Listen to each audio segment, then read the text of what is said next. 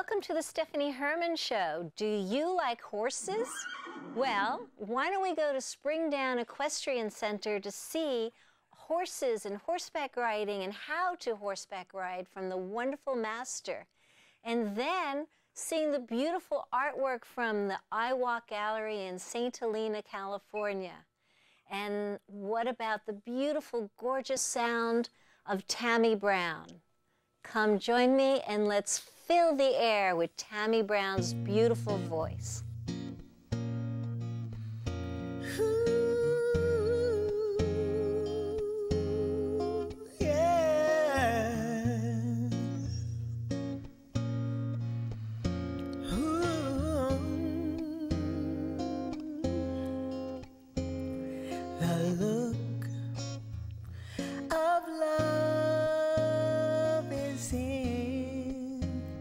Your eyes, a look, your smile can't disguise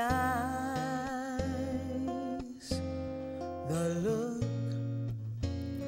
of love. It's saying so much more than just words could ever say. What my heart has heard, well, it takes my breath away. I can hardly wait to hold you, feel my arms around you. How long I have waited, waited just to love you. Now that I have found you, you've got that look of love. It's on your face, a look that time can't erase. Be mine tonight, and let this be the start of so many nights like this. Let's take a lover's vow and then seal it with a kiss. I can hardly wait to hold you, feel my arms around you. How long I have waited, waited just to hold you. Now that I have found you, don't ever go.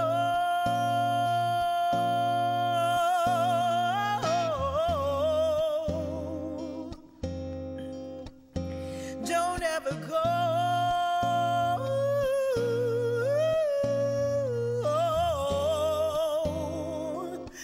'Cause I love you so.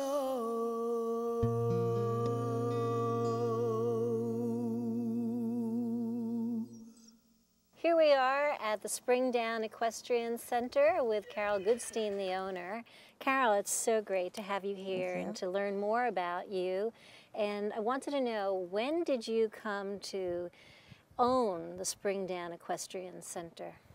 9/1/84. 9/1/84? That's our anniversary, right? Okay, so now it's 26 years, right? And I want to go back further when you're a little child and find out your love of horses. When did it start? How old were you? It was a love of animals, but the horses, I'd always loved dogs, and the horses started when I was 7. My folks sent my sister and myself away to summer camp in Walnut Creek, and they had horses there, and that was it.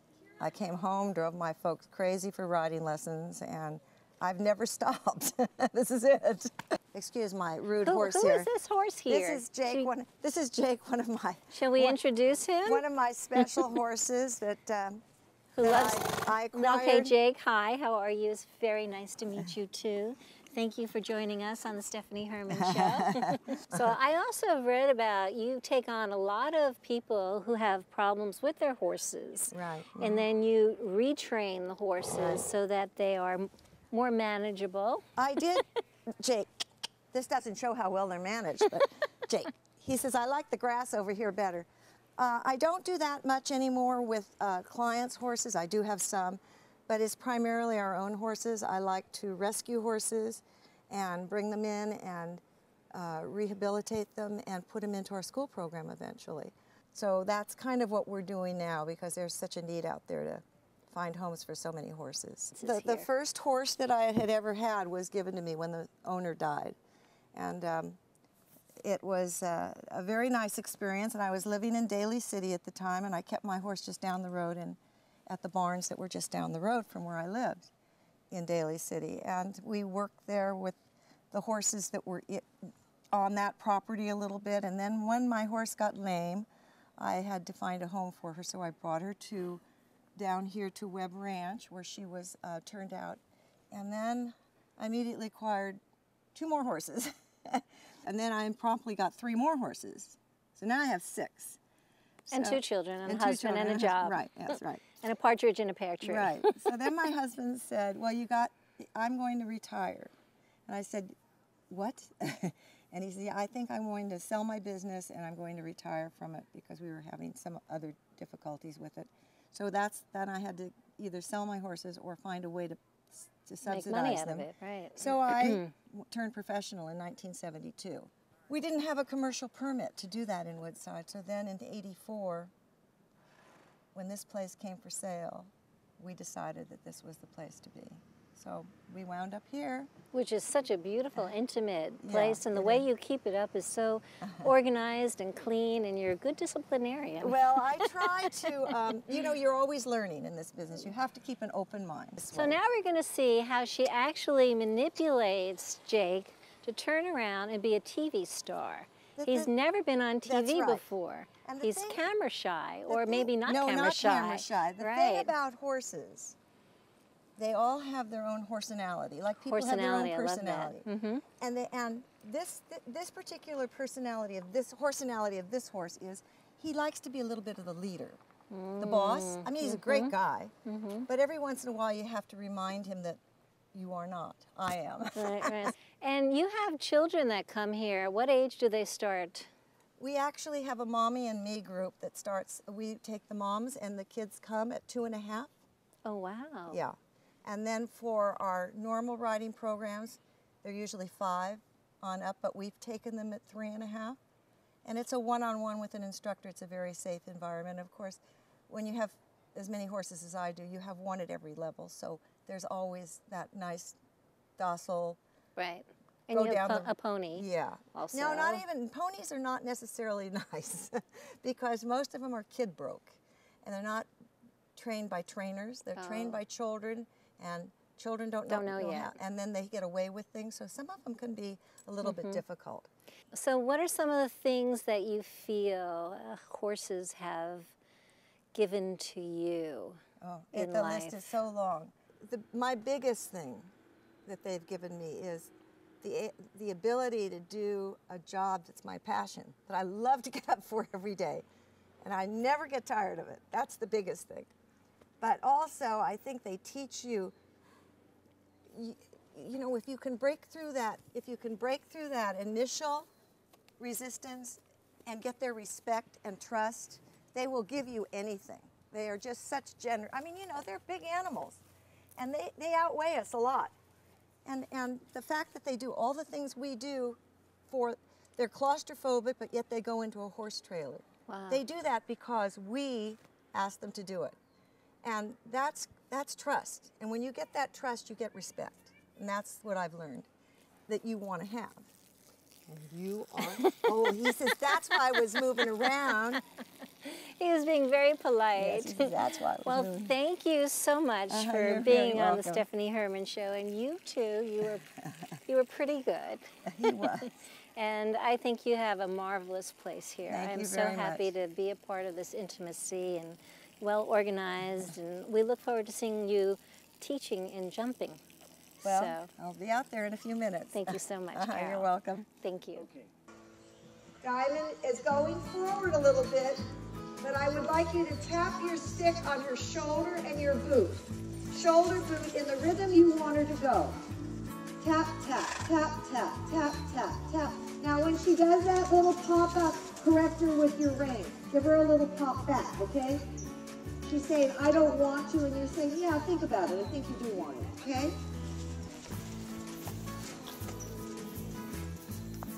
Hey, Melinda, I'd like you to shorten your reins. That's better. Make skip bend around the corner. Leg yield 8 into the corner.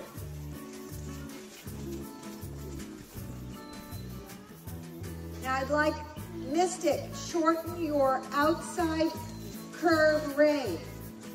I don't want to see it uneven like it is. Good. Now use your leg as you come down on the post, okay? Tell him to move. And he's kind of looking over here. Talk to him with your inside rein. See that ear move? Yeah. Okay, that's what you want. That's good, Maureen. That's good.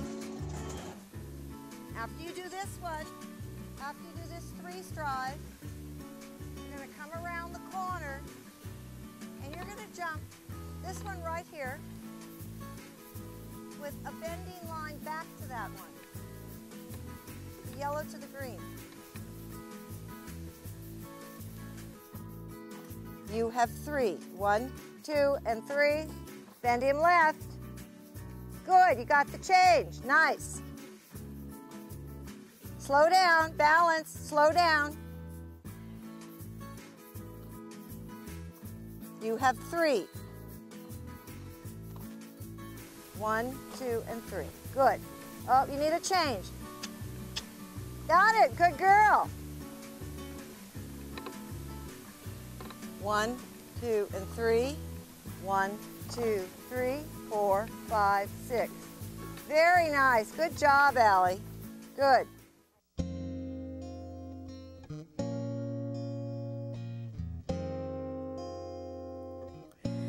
What the world needs now is love, sweet love. It's the only thing that there's just too little of.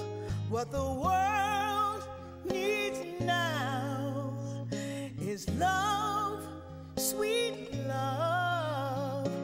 No, not just for some, but for everyone. Lord, we don't need another mountain. There are mountains and hillsides enough to climb. There are oceans and rivers enough to cross, enough to last till the end of time. What the world needs now is love, sweet love. It's the only thing that there's just too little of. What the world needs now is love, sweet love. No, not just for some, but for everyone. Lord, we don't need another meadow. There are cornfields and wheat fields enough to grow. There are sunbeams and moonbeams enough to shine. Oh, listen, Lord, if you want to know,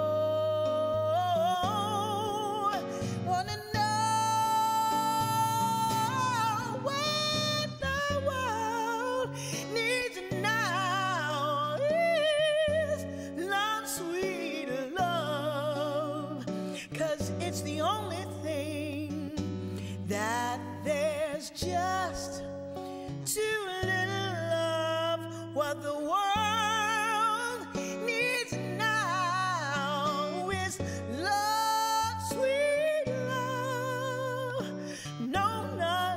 for some, oh, but just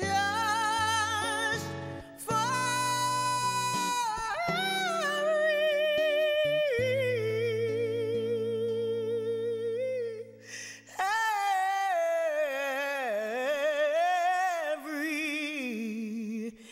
everyone.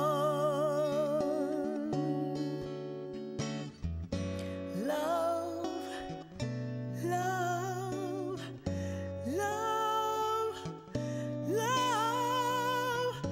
love, love, love,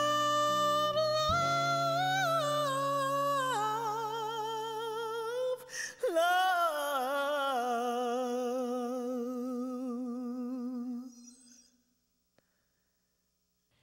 So we have had such a marvelous performance from Tammy Brown and Ron Wilson, so let's get to know them a little bit better. Tammy and Ron, oh my God, Tammy, I have to shake your hand. Oh, You were just gorgeous, my songbird. Oh, thank you so I much, loved it, Stephanie. and Ron, Thank you. so much. Your guitar is gorgeous, and I like the harmony between the two of you. Thank you. How did you two meet? Where did you hear me, actually? So this was many years ago. I called up someone to ask them to sing, and they recommended that I call Tammy. And I did, and she met me, and we went to a recording studio, and it was just magic. So I hear you started the organ playing at the age of 4, right? Yes. And how big was the organ? And how big were you? Well, I was Or about... how small were you? Yay high, and the organ was maybe that high, a lot bigger than I was.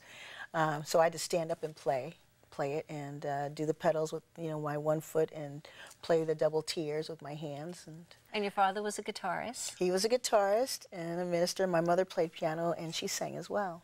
And there are 4 kids in the family, and everyone Yes. is magical like you. Yeah, well, they're all musically inclined. I can say they're all musically inclined. And Ron, how did you start playing the guitar? Oh, I was probably 7 years old, and I don't remember how I started, but I knew that once I started playing, that's all I ever wanted to do. And my parents and my junior high and high school teachers gave me any instrument I needed to borrow, and I learned all sorts of instruments. So Do I you really feel owe you're them. destined to be an artist at a certain, like you're born and either you recognize you're an artist early on and your parents guide you, or you feel like you're guided by some magic to be an artist? Well, in my case, I know that my mom sang in the house all the time, regardless of what was going on. Maybe she was feeling happy, she was feeling sad. I could always tell through the song that she was singing. And it came from her heart, and I just felt that. And so when I got into music more on a complex level of understanding of music, I would feel those emotions when I sang a particular song. So, and it would make me feel so good, whether it was a sad song or a happy song or whatever emotion it evoked. I knew this was something that I needed to do. Well, I feel so lucky, and I feel that our audience is so lucky to have you with us tonight. Thank you. I Walk Gallery is an amazing gallery in St. Helena, California, and they always are changing what they have. And I picked the gallery for this segment because they were showing equestrian beautiful art. And this just ties in with horses, and if you love horses, come with me to St. Helena I Walk Gallery. A lot of our artists always, and I think artists throughout time, have always represented the horse in their work. I mean, if you go back to the original cave paintings, that was one of the first creatures that were featured on the walls at the caves of Lascaux, were horses. Really? It's universal, as well as along the Silk Route and the Duong caves. So almost simultaneously, 2 different cultures were rendering the same things at the same time. In 2 different and places. Horses, 2 totally different places. Wow. So horses throughout art history, let alone throughout history, have been man's best friend, so to speak. Trojan horse. Exactly, or not. Yes. So one of the things that we have always had no pun intended, within our stable of artists, a large group of them have always worked with the horse. Behind us, if you look at this gorgeous painting, which is an abstraction, it's done by Matt Rogers, who is a gallery artist that we always have works in by.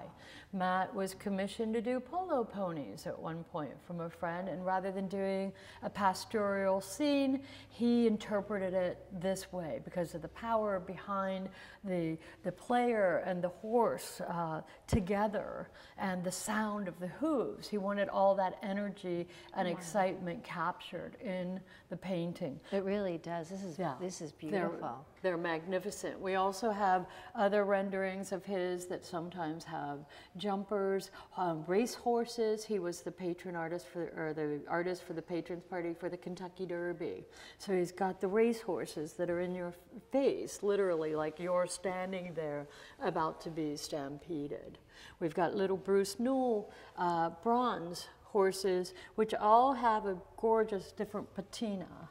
So they're all very unique and one of a kind. So the gallery has always had horses represented in the art. So it is celebrated, like you said, and they're very inspiring creatures. Have you ever gone horseback riding yourself? Oh yes, growing up, I grew up in a part of the country in Pennsylvania where Rolling Rock beer is out of. And if you look, there's a steeplechase and a pony on that bottle. Well, that literally is from Rolling Rock, Pennsylvania. So I grew up with steeplechase. And that from the time I was very small. And then as a young person, we rode retired racehorses. And the only reason they were retired was because they were too slow for the track, not for us. Right, there you go. And so what other horse paintings do you have here that you want to maybe share with our audiences? Well, we always have, like I said, a representation. Anytime that you would come into Iwak Gallery or Masonry in Yountville, you will always find in our collection a selection of artists that have rendered horses. I have works by another artist, Kathy Mason Lerner, that have horses incorporated into a beautiful abstracted landscape. Adam Shaw. Is that a painting? Oh yeah. Oh right, I think, yes. Adam Shaw, another one of our artists, did almost like I mentioned earlier, like a cave painting of a horse. His artwork is very textured, so he incorporates that. Bruce Lauritzen, who is in a number of collections throughout the country, but importantly here in the De Young and the Achenbach collection, has rendered horses. So that's the De Young years. Museum. Yes, the De Young Museum has quite a few horse paintings with us right now. So we always have. Aren't we lucky that here in St. Helena, California, the Napa Beauty, you have such a gem here. I love the Iwak Gallery, and Iwak Gallery is also masonry and Iwak Gallery at Auberge du Soleil, and also Solage. We have sculpture. Yes, outdoor beauty. And Auberge. Oh, this is so wonderful. Well, our audience will be so happy to view all this gorgeous art, and thank you so much for sharing all this. Thank you so much for bringing us to them. Thank you, Karen. Okay, you're welcome. Good job. My pleasure. Thank you. Okay.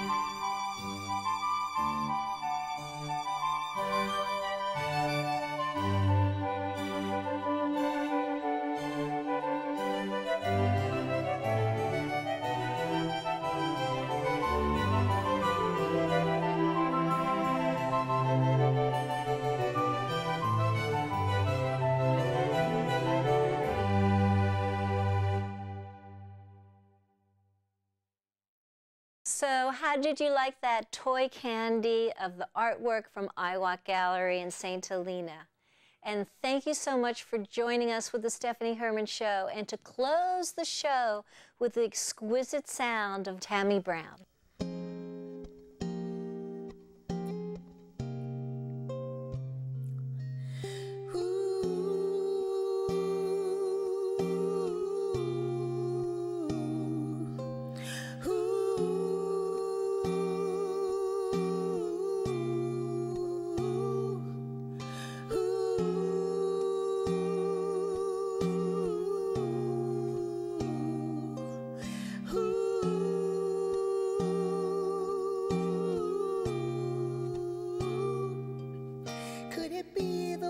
Grown colder, or am I a losing soul? The more I try, it just gets harder, and my pain is getting old. Somebody said that nothing lasts forever, just the strong survive, I'm told. But it seems that when it rains, it pours, and you know the rain won't last forever. You know the storm won't always blow, but if the sun don't shine forever, you've gotta let it go. You've gotta let it go.